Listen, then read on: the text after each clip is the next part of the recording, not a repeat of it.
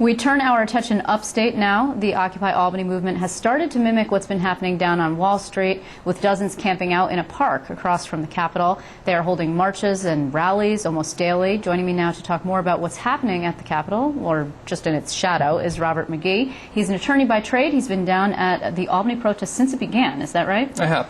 And that's about, what are we at now, 7 days? Yep, no, not quite 7. We started on this past Friday, so it's supposed to be 5. And you are remaining there despite the fact that you almost got rousted from the area. So how did that happen? Well, we were anticipating some hostility from state police, obviously, and city police, and we had prepared for it, and we were ready for it when it came.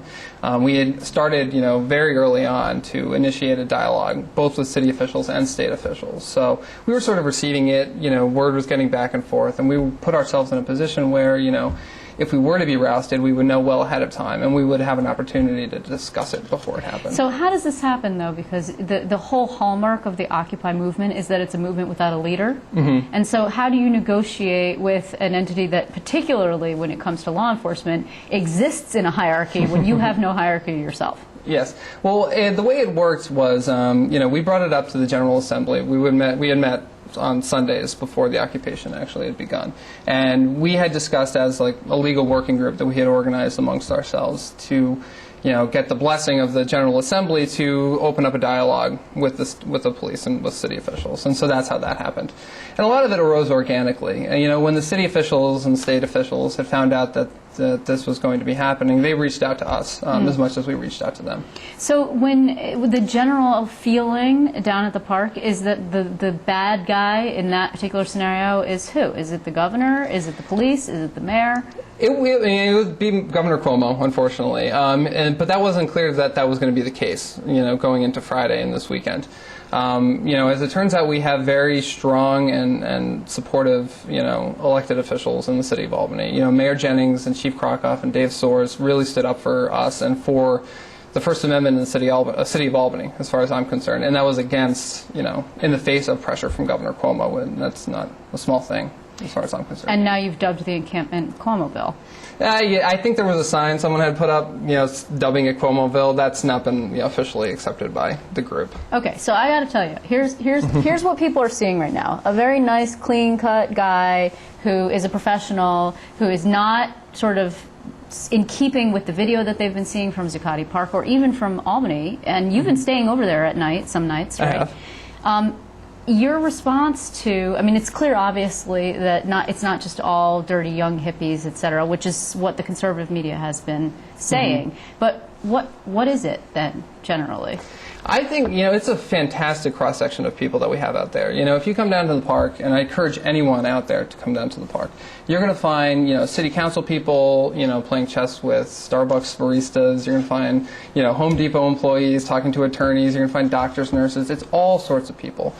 One of the facts that I like to cite is the fact that approximately 73% of our country thinks that the country is on fundamentally the wrong track. Mm-hmm. And so we are any member of that 73% of the country. And that is really anybody that you can meet, in your day-to-day life. So does it make you angry, then, that there's a characterization of, well, this is just a bunch of disaffected kids who are living off trust funds? I mean, I don't know, do you have student loans? I do have student loans. You do? Yes, okay. I do. So you also have a job, which a lot of people in Zuccotti Park do not, for example. That's down in Manhattan. Yeah. Well, I find, a lot of people in Academy Park, they are working full-time. When you talk about the people who are there in the evenings and also on the weekends, a lot of us do have jobs.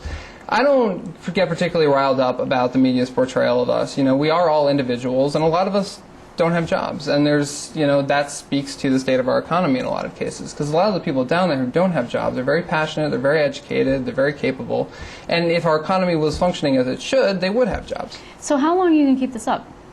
Indefinitely.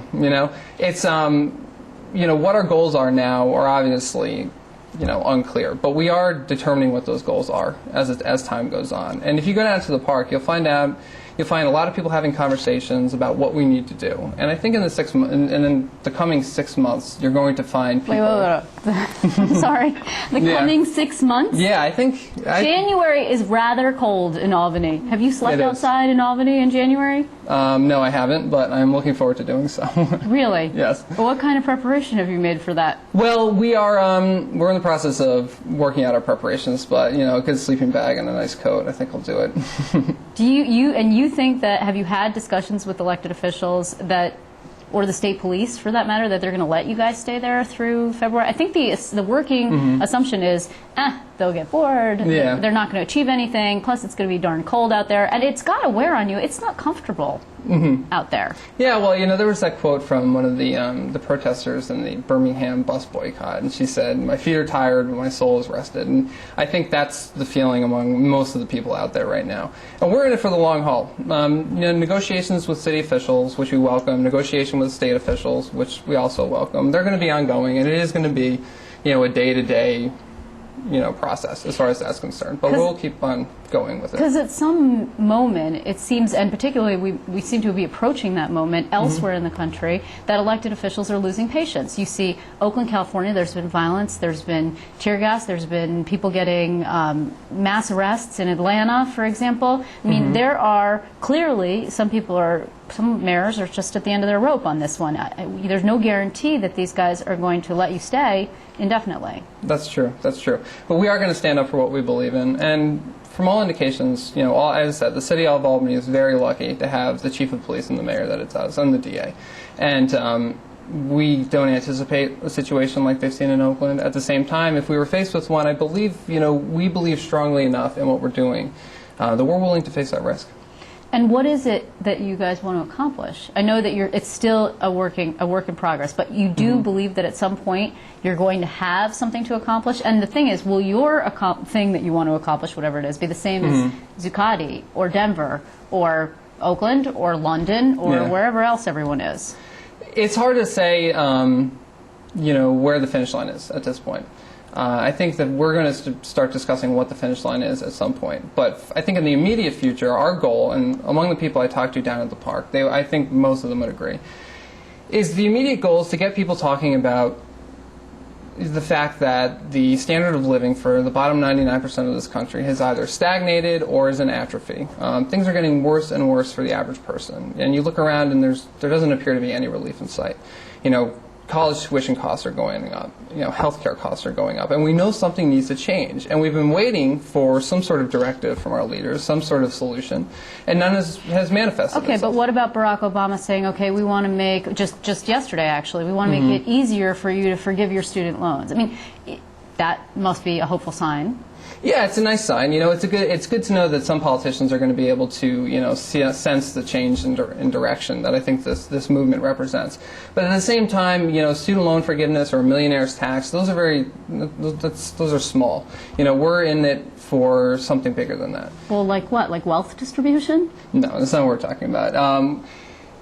The specifics are going to manifest themselves, I think, in the next 6 months. As people start talking, and we are talking with people in Wall Street, we're talking, the ideas are being shared among all of these groups, thanks to the internet and everything else.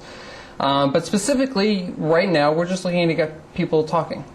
Okay, well, obviously we have been, and tomorrow there'll be a solidarity march, I believe, in Albany. Okay, so we'll be talking more, I'm sure. In the meantime, Rob Magee, thanks very much for being here. All right, thank you for having me. I appreciate it.